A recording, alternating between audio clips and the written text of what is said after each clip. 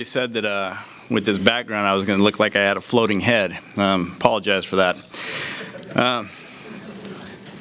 It's great to be here with my fellow agents, but it's especially great to be here with spouses and children of my fellow agents.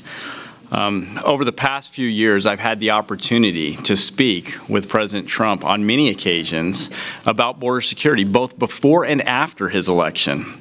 He's always concerned about securing the border, and he's constantly asked, what do we need to do better to get it done?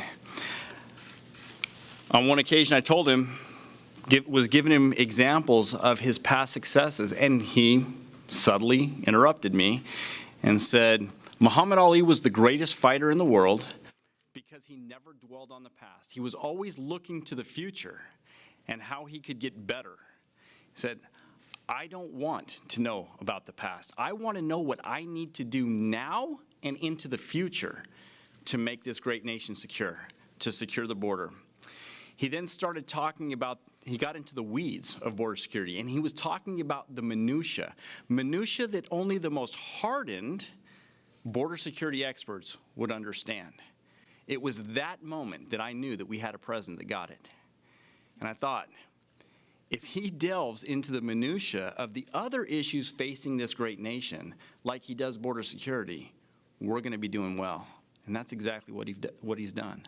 We're prospering greatly at this time.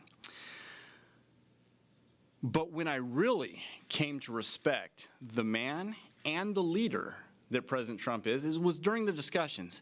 Every single time I spoke with him, he would never discuss business until he asked about the families. He wanted to know what we could do better for the families. How do we make their lives better? And he listened intently to what I had to say. This gathering right here is the perfect example of how much President Trump values the families of our Border Patrol agents. As much as I'm honored to stand with my fellow agents, I'm much more honored to be here with the wives and children. I'm sorry, the spouses, because we have many female agents, with the spouses and children of our agents. They're our backbone. They're the reason that we do what we do. Theirs is a love of country and the rule of law. They say a prayer in their hearts every day that they send us out, that we'll come home safely after we do the best that we can to secure the border. And that's what we go out and try to do. Our spouses and children know that, like them, President Trump has a prayer in his heart for all law enforcement nationwide, first responders, and the military who put their lives on the line every day for the American public. It's one thing when Border Patrol agents appreciate what President Trump is doing. It's completely different when the spouses and children appreciate what he's doing for the country as a whole. And I can tell you, the spouses and children do appreciate what President Trump is currently doing. It is my great honor to introduce the President of the United States, President Donald J. Trump.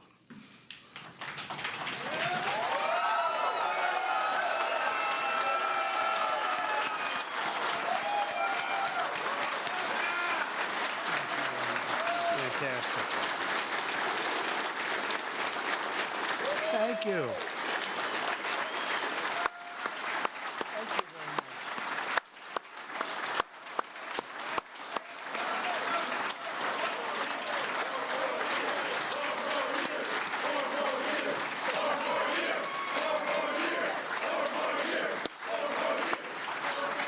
That's great. Well, you know, I wasn't supposed to be here, but I heard Brandon was here, so I said, where's he speaking? Tell me, I better get there, right? But he was with me before I even thought I was going to run.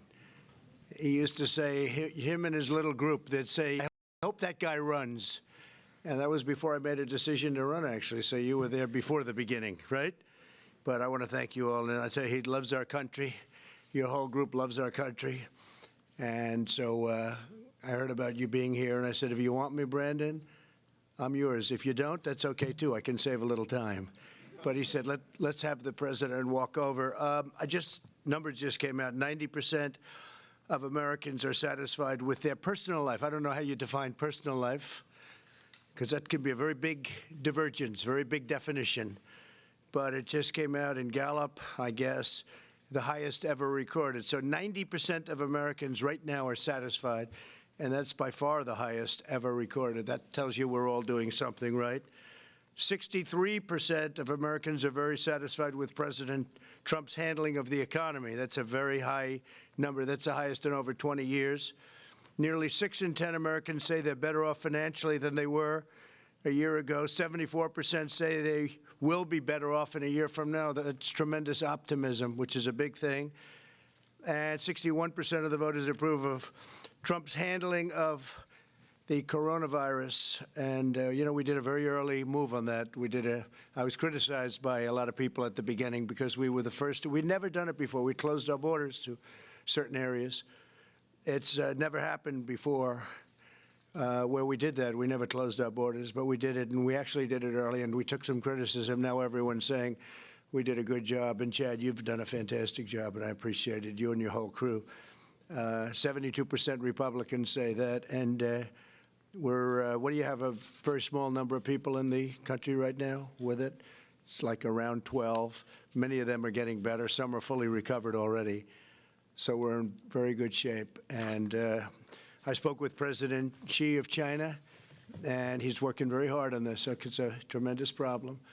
But they're very capable, and they'll get to it. There's a theory that in April, when it gets warm, historically, that has been able to kill the virus, so we don't know yet. We're not sure yet, but that's around the corner, so that will be a great thing in China and other places. But we have very strong borders, and that's what we're here to talk to you about today. I thought I'd show this to you because right now we have 122 miles of wall that's been built.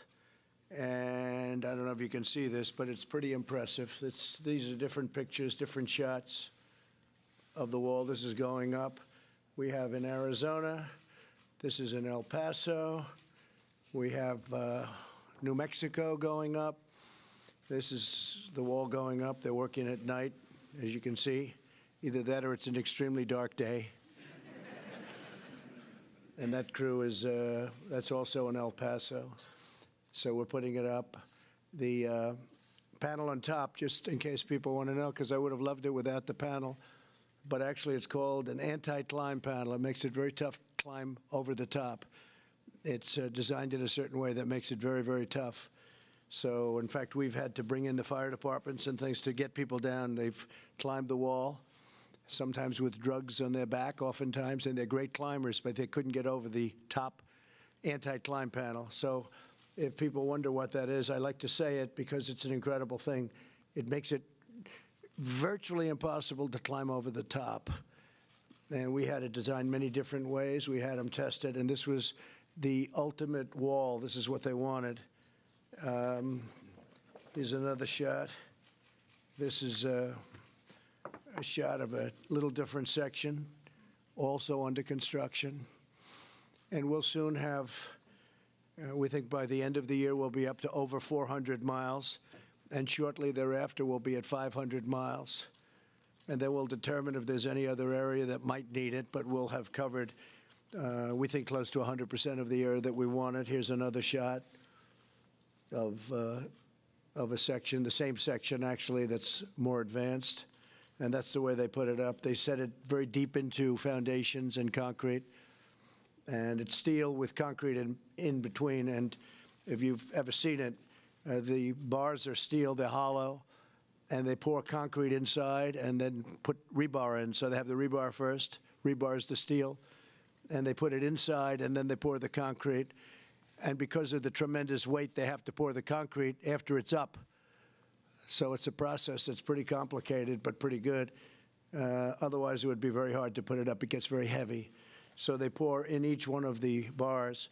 And the reason they want the bars, they have to be able to see through because they want to see who's on the other side. I thought I could put up a nice, simple concrete wall. It would be so nice, I'd just get it done.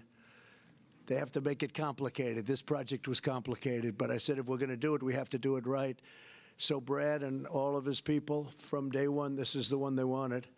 They needed anti-climb on top. They needed see-through. They wanted it to be steel rather than concrete. Steel is much stronger, but they also wanted the durability of the concrete, which is inside the steel with rebar. So inside there is really like it's probably about 8 inches by 8 inches, and it's all hollow inside. And after it's up, we have rebar in. It's already dropped, and then we put the concrete in. They pour the concrete inside through funnels. So it's a pretty amazing process, and they're doing it quickly. They have a very quick process. We're now going to probably bring it in. We're going to spray paint it after it's up. It gets spray painted black. The black makes it extraordinarily hot, especially in areas along the Mexican border. It's not known for cold weather. It's known for quite hot weather. You don't have too much snow in this area, right? Would you say, Chad? Not too much. In fact, if you had any, that would be called climate change, I think, right? When they do that, I'm there. I'm a believer.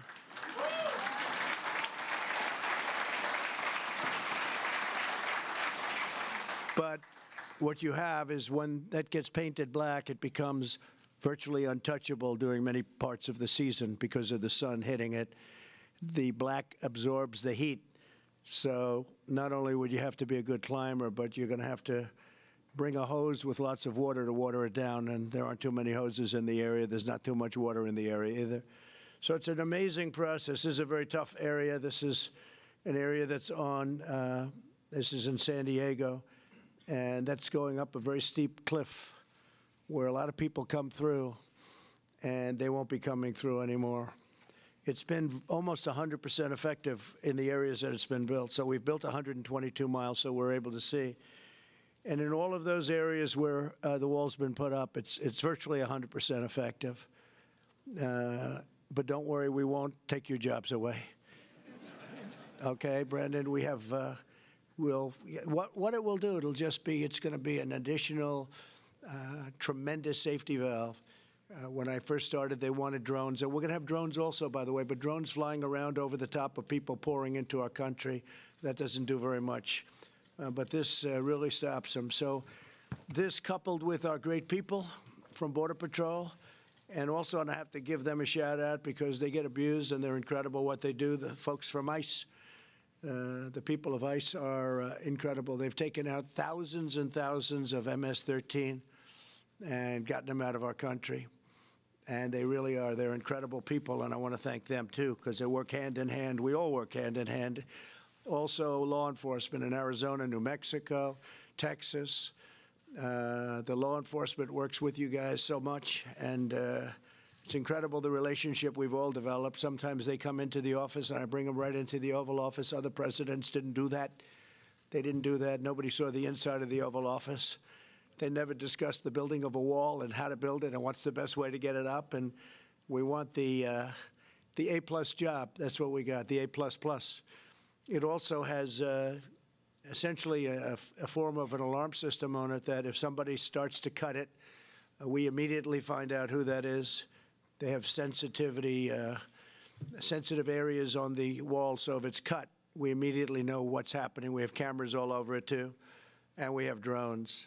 So if somebody tries to cut through, we can get there very, very quickly. And it's equipped with a lot of different contraptions, including cameras.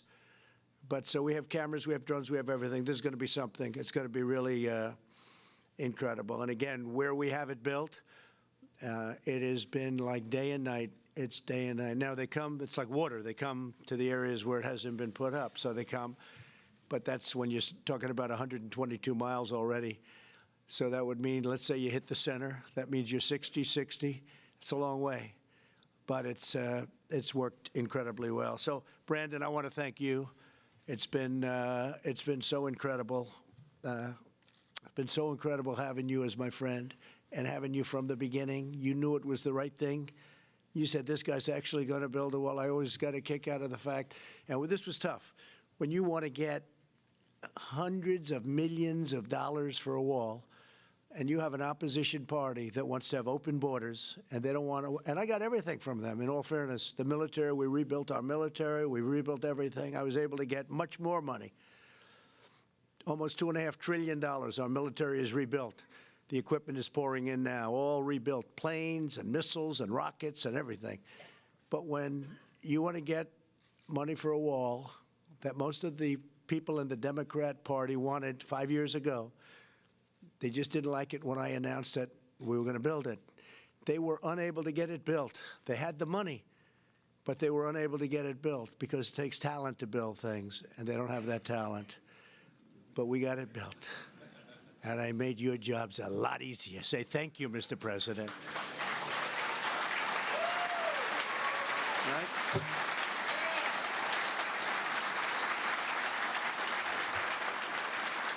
And I'm thrilled to be here today with the National Border Patrol Council and the incredible heroes of the United States Border Patrol.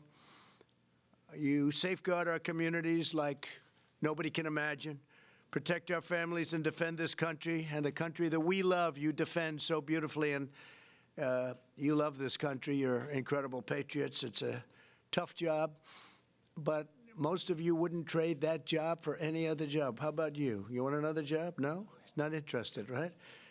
You love what you do, and it's tough, and it's dangerous, can be very dangerous, but you do a job like nobody can do.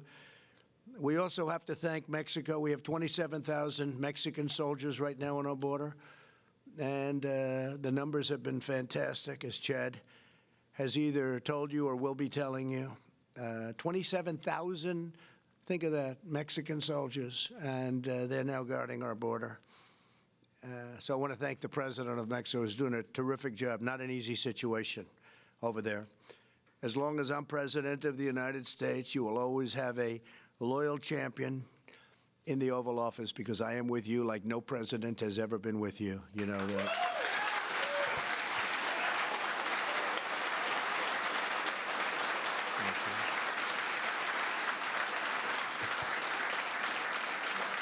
Thank you.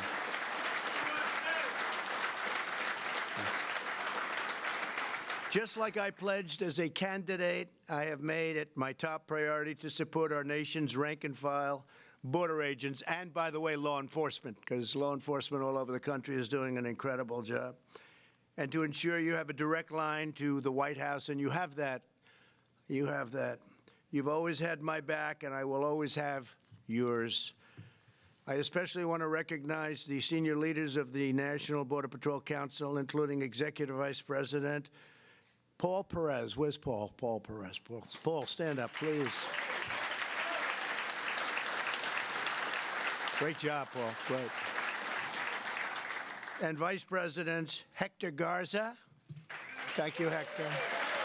Long time, Hector, right? And Art Del Cueto. Art Del Cueto. We're getting better with that name, right? I also want to thank John Anfison. And John, you've been fantastic. Thank you very much, John. Stand up, John. Thank you very much, John. I've gotten to know you guys for a long time now, right? It's been a long time, and a lot of progress has been made. Incredible. Really good numbers. Thank you all. And thank you to Acting Secretary Chad Wolf, who has stepped into that position like it was made for him or he was made for it. And I want to thank you for being here, Chad. Terrific job. A lot of power, a lot of mental acuity. You figured it out. You were there for a while, but you figured it out really well. And Chad understands that the best way to secure a border is to listen to the men and the women serving on the front lines. And he got that right from the beginning, as I did. I didn't know too much about it. Even the wall. You know, again, I was going to put up a wall. Just get it built. And then they said, sir, gotta do it right, sir. Then I figured, you know, much easier doing it the old-fashioned way. Let's throw up concrete plank. But they said, that's not good. You know, one of the stories they say is that they were throwing bags of drugs over the wall with catapults, right? Heavy bags, 150, 200 pounds of drugs, but you couldn't see. So they'd throw it over. And sometimes it would actually hit Border Patrol agents and other people on the other side because you couldn't see through. And as soon as they said that, that was the thing that got me. I said, you're right. You got to be able to see what's on the other side. So I want to thank all of you. And to the wives, husbands, sons, and daughters here today, thank you for enduring all of the trauma, all of the work, all of the hours that your husbands and your wives all of the people go through, because without you, they wouldn't be doing the job they've done, that I can tell you. Thank you very much, and thank you for being there.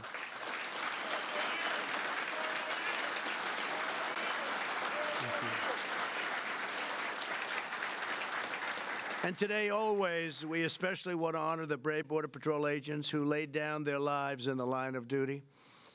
Here with us are several family members of fallen agents. Our nation is forever in your debt. We'll always remember the courage and the devotion of your loved ones, and that you've had for us and that you've had for your loved one. Please stand up. Please stand up, those people, because you have. Thank you. Thank you very much. Thank you very much.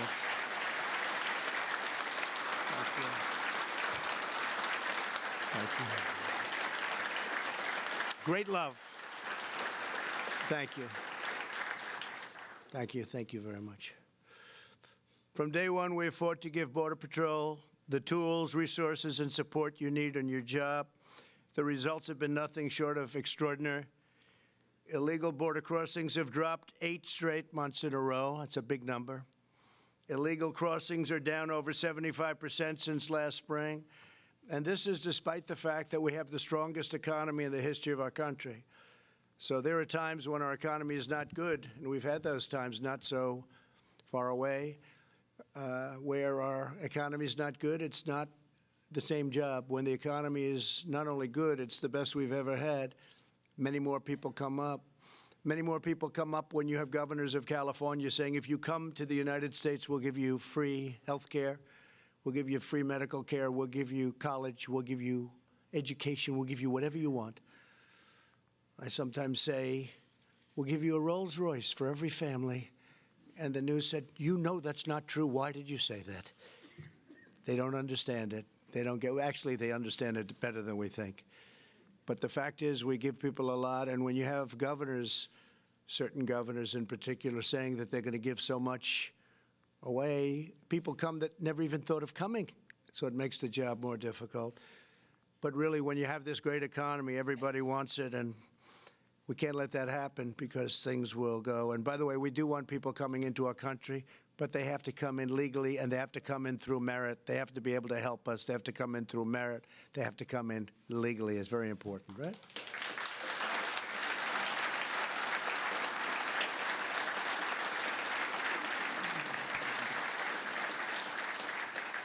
The month of January saw the fewest illegal border crossings in 23 months, Chad. That's great. Last year, Border Patrol seized the largest amount of deadly narcotics ever seized. So that's really a tremendous tribute.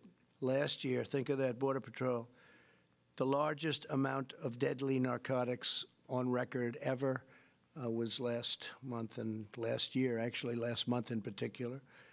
We've achieved record prosecutions of immigration violators, and we've ended catch and release, such a big thing, catch and release. You catch them, you take a name, they don't have an address, you take a name and then you release them into our country, in some cases to do tremendous harm. We don't do that anymore. Nobody thought we could do that without going through a process of needing Democrat votes, because you couldn't get the Democrat votes even for that. We still have lottery systems where people come in by the lottery, but that's being removed very quickly. It's the craziest border system in terms of legal, not legal, craziest system anywhere in the world. The whole world laughs at us with our court systems. Everybody comes across, they touch our land, you have to go to court. You need Perry Mason. Other places, they say, you're on our land, I'm sorry, you can't come in. You can't come in. Us, we take them to court. We have judges all over the place.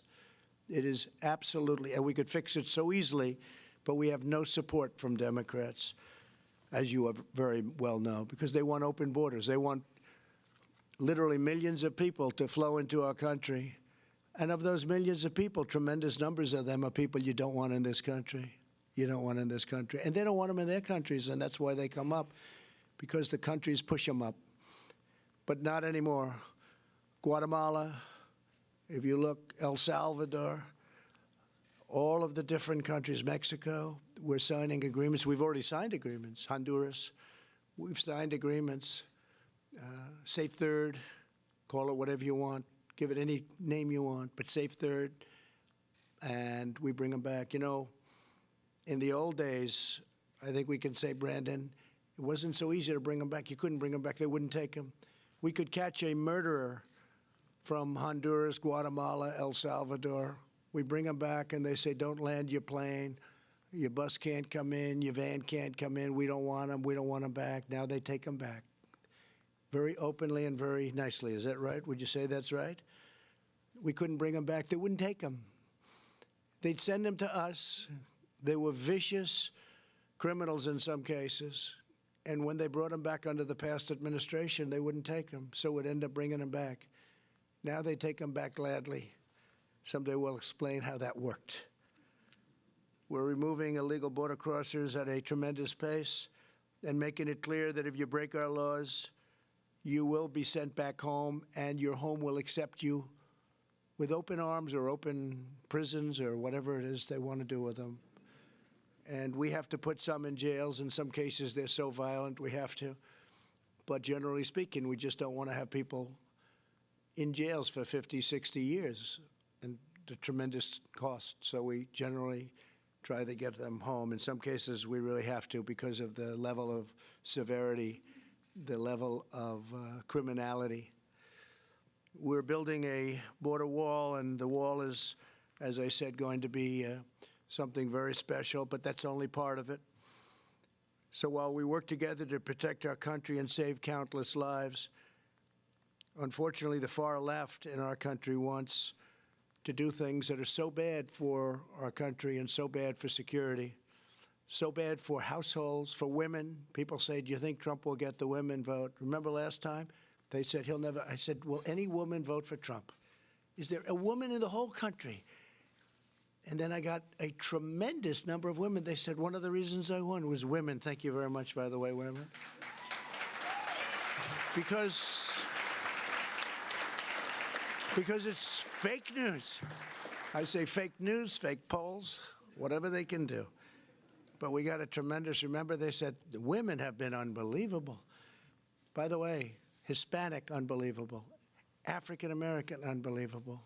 Asian American, unbelievable. The voters came out. Men, I don't have to tell you about. We got a lot of men. We got a lot of men. But the women wanted security. They wanted security. They don't want open borders. And the group we do so well with now is Hispanic because they understand it better almost than anybody at the border. They get it. And they know what we're doing is the right thing. We're not playing games. In San Diego, they were begging us to build a wall because it was being overrun, a certain section, wealthy section, but it was being overrun by illegal immigrants pouring into the neighborhoods and dangerous. And they were, you have no idea, they were begging us. And I said, you know, we're going to do it now, but we probably shouldn't because if we don't, they're going to be promoting, let's go, we got to build the whole thing. But we built, it was approximately 18 miles, right? 18 miles of wall in San Diego. As soon as it was built, they said, we don't want the wall. By the way, all of their problems went away. They actually did want the wall. But they said, we don't want the wall. We don't want the wall. They started playing games.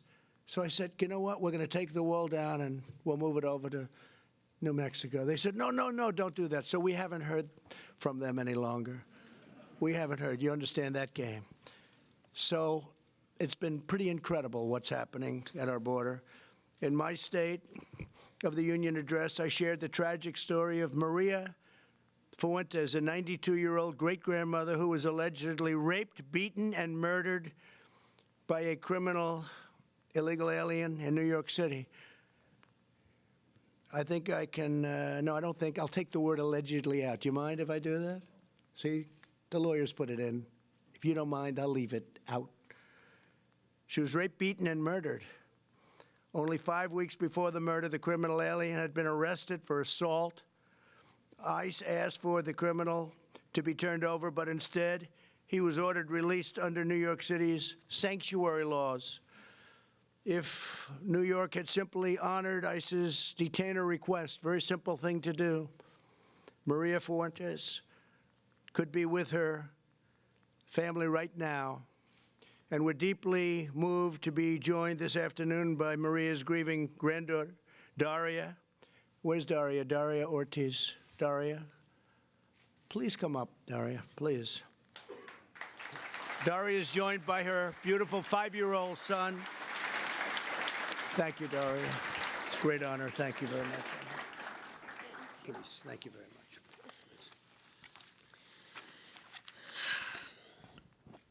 Hello, everyone. My name is Daria Ortiz. I'm the granddaughter of Maria Eusebia Fuertes, the 92-year-old woman who was raped and murdered in Queens.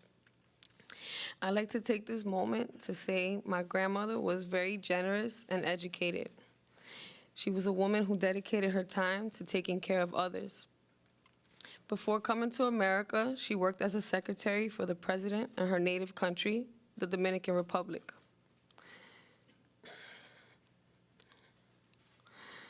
She is a shining example of when people come legally to this country, work hard, and do the right thing, and are law-abiding citizens. My grandmother raised her children and her grandchildren while working hard to give us a future. Unfortunately, my grandmother had to be the example of why something like this, horrific crime, should never happen. Our family's hope is that her death was not in vain, and that preventative measures are put into place to ensure that nothing like this ever happens to anyone again. The tragedy in all of this is the fact that this could have been avoided had there been no sanctuary law. The tragedy is my grandma's not ever gonna be here again. The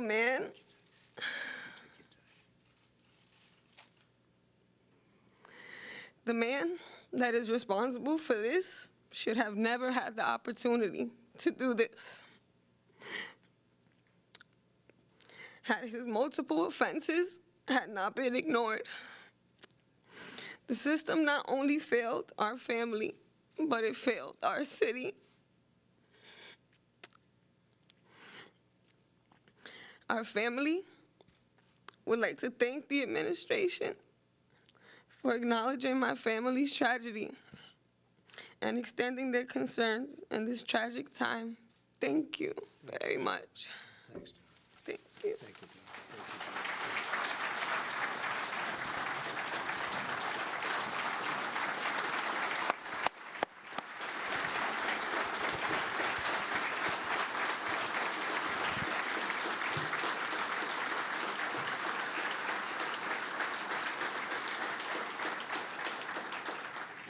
Thank you very much, Daria. So beautiful.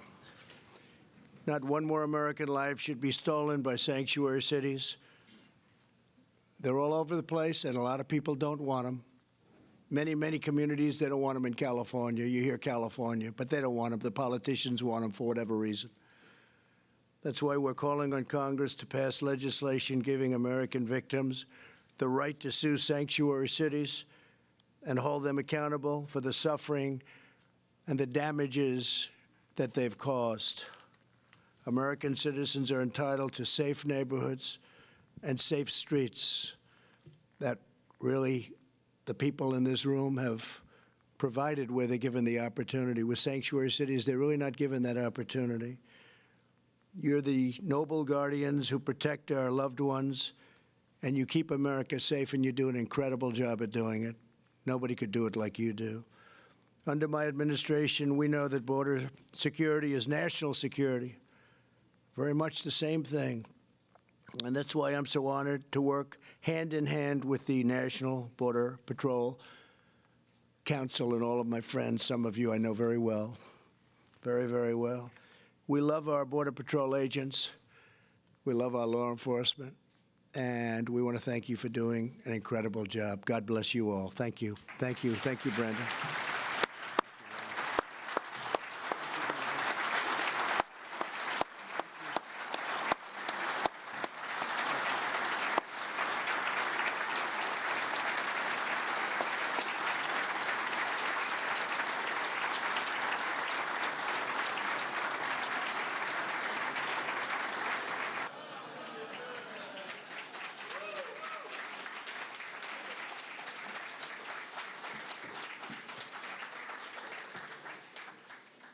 Somebody said that with this background, I was going to look like I had a floating head. Apologize for that. It's great to be here with my fellow agents, but it's especially great to be here with spouses and children of my fellow agents. Over the past few years, I've had the opportunity to speak with President Trump on many occasions about border security, both before and after his election. He's always concerned about securing the border, and he's constantly asked, what do we need to do better to get it done? On one occasion, I told him, was giving him examples of his past successes, and he subtly interrupted me and said, Muhammad Ali was the greatest fighter in the world because he never dwelled on the past. He was always looking to the future and how he could get better. He said, I don't want to know about the past. I want to know what I need to do now and into the future to make this great nation secure, to secure the border. He then started talking about, he got into the weeds of border security, and he was talking about the minutia that only the most hardened border security experts would understand. It was that moment that I knew that we had a president that got it. And I thought, if he delves into the minutia of the other issues facing this great nation, like he does border security, we're going to be doing well. And that's exactly what he's done. We're prospering greatly at this time.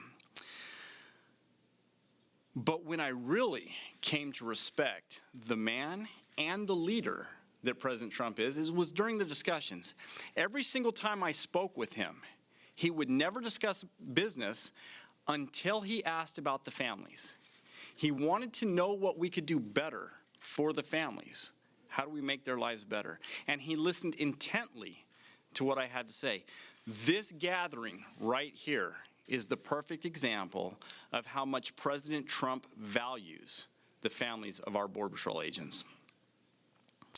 As much as I'm honored to stand with my fellow agents, I'm much more honored to be here with the wives and children.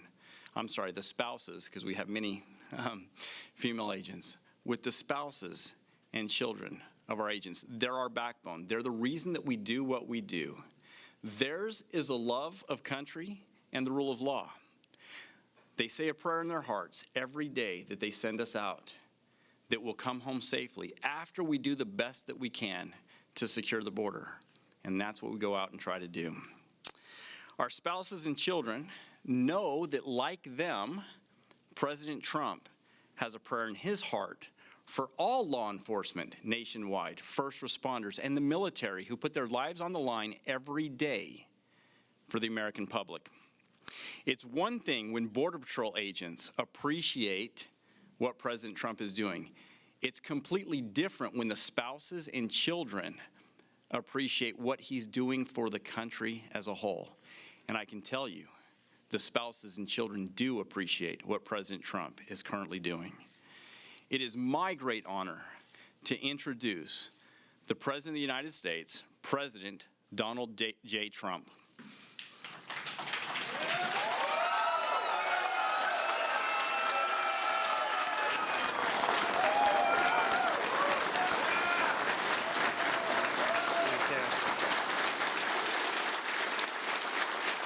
Thank you.